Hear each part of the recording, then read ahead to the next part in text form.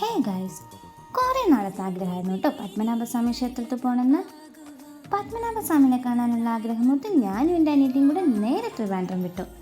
Correct ദർശന സമയത്ത് എത്തോടെ ഞങ്ങൾക്ക് ദർശനം കിട്ടി കേട്ടോ.